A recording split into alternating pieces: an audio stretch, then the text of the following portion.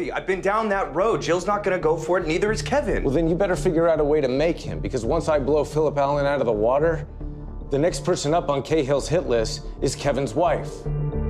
Whenever we hear the words Sooth and Badass together, only one person pops into our head, Harvey Specter. But what exactly makes them stand out in Sooth? Let's begin with a scene where Donna playfully schools Mike on the basics.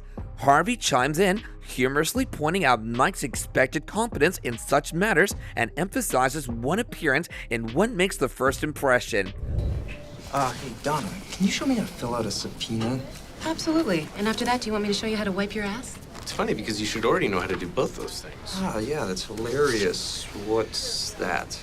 That's my suit guy. Go in, tell him I sent you, and spend some money. What does it matter how much money I spend on suits? These people respond to how we're dressed, so like it or not, this is what you have to do. That's weird. You giving me advice? Sounds like you actually care about me. I don't.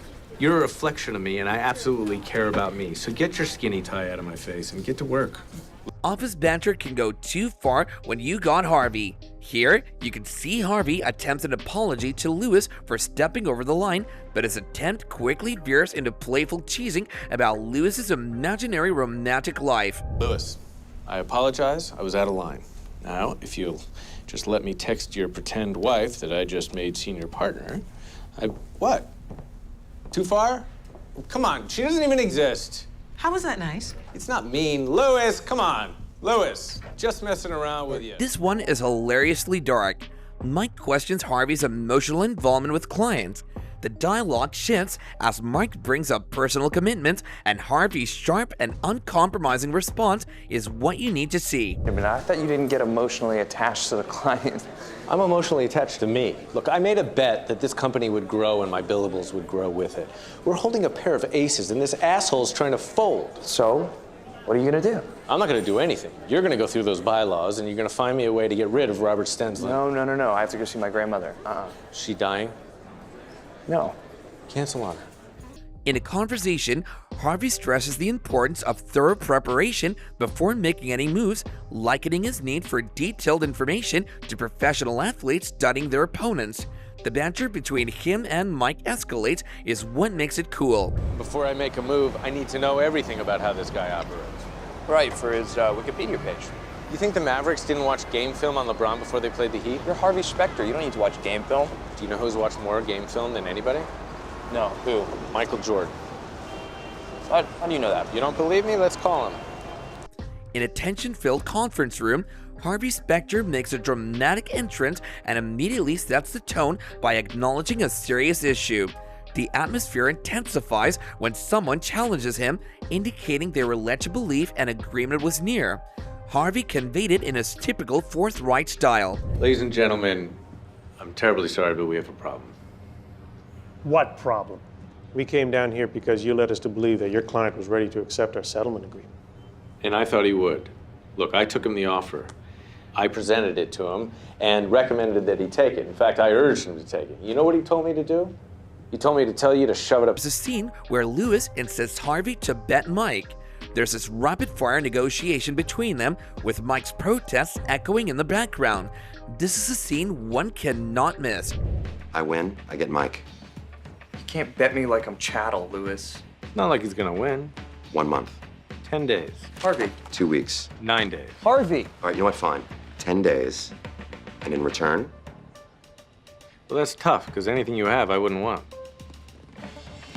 You're gonna bet me for nothing? In here, Harvey imparts a little wisdom about the art of legal warfare to Mike. Well, this is some of the savvy wisdom given by Harvey. One thing, if you get into trouble, don't play the case, play the man. What are you talking about? Good lawyers worry about facts. Great lawyers worry about their opponents. Kyle is cocky and devious. Figure out a way to use that against him. Okay. Anything else? Kick his ass. In a high-stakes negotiation, Harvey dismisses an accusation of unethical behavior with a sharp clarification of his stance. He outlines the terms of a settlement, which is amazing to watch. So you're gonna perjure yourself just to win this case? No, I'm not gonna perjure myself. Even if I were, it wouldn't be just to win this case. It'd be to get your ass thrown in jail. See, You have power of attorney, and you're gonna accept this settlement. $2 million a plaintiff. You're gonna take it.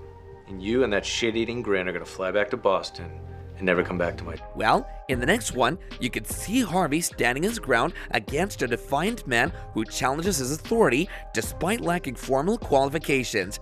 Harvey's response to it will give you all goosebumps. I don't have a fancy degree doesn't mean you get to come into my house and order me around. And you go whine to Morello, and I'll knock you on your ass at the pussy you are. You try to stonewall me, you'll be out on the street in less than a week. As for the other stuff, do I think that I'm smarter than you? You're damn right I do. In this next one, Harvey throws a provocative accusation, triggering a response that escalates quickly into chaos. But why does he do that? Well, see it yourself. They killed Jill, and they are out there laughing their asses off. Knock it off! You're right! Come here! Get off of him! You tried? Let's go. You said you'll get me out! Let's go! You said you'll get me out! What just happened? I just bought us 48 hours. In this scene, a man is suddenly fired from his job, and as he faces Harvey, his shock is evident. He blames Harvey for his sudden misfortune. He warns Harvey about the potential repercussions his absence will have on the hedge fund. In response, Harvey replies to him about what's waiting for him. You're fired. What? Effective immediately. You're gonna fire me because of this? Well, I hope you're happy. Because without me, this hedge fund's nothing. I'll be happy when the Department of Justice puts your ass in handcuffs. Enjoy your freedom, Bert, because they're coming for you. And since you're a bigger trophy than Gabrielle Stone, you're gonna get a whole lot more than 11 months. In a tense meeting, Harvey reveals the limitations of his capabilities, not having access to crucial evidence. Despite a shift from his prosecutor role, his intentions come into sharp focus as he proposes to represent someone who doubts his trustworthiness due to past conflicts. Harvey gives him a blunt reminder. Down again. Unfortunately, I don't have access to his DNA. So you finally gonna go after him and Matt Bailey? I'm not a prosecutor anymore. And what the hell are you here for? I want you to let me represent you. Think I'm gonna trust you after what you did to me? I don't see anyone else lining up to get your ass out of here. In this one, Harvey turns the table on a security guard, attempting to leverage inside information. With precision, he points out the guard's life that hints at potential legal and financial vulnerabilities. Move. You think you're the first person to try to extort me, Joe? Because that's the level I play at. Now, you're a security guard, likes to take risks. I like that. So here's what we're gonna do. This here's a generous donation to Joey Jr.'s Little League team. Now, if it gets to them, it gets to them. If it doesn't, it doesn't. The next time we talk, it's gonna be me who wants a favor. In a heated moment during a high-stakes card game, someone challenges Harvey about his loyalty, questioning when he might consider leaving his current partnership to work for another leader. Unfazed, Harvey's response was savage. I'm sorry, you say the bets to me? Harvey, when are you gonna leave Pearson? Work for a man. I'll leave Jessica anytime you want. You just have to formally ask. And then after that, why don't you formally ask Santa Claus to bring you a pony, because I'm not leaving Jessica. I check. Spitting harsh reality is what Harvey basically does. In this scene, you can see that side of him, as well as schools Mike for doing his work on time. Meanwhile, Mike, with a quick wit, insists he's already ahead of the game, sparking a playful yet cutting exchange about speed and efficiency. He's not dying. He lost his job. He has to look for another one, which if he hadn't chosen to fight for his company in the first place would have happened anyway. Now show me that you get it, go back through those bylaws again and see if you missed anything, okay? I don't have to look through them to figure it out because I just did. Well, what took you so long? Trying to look like me?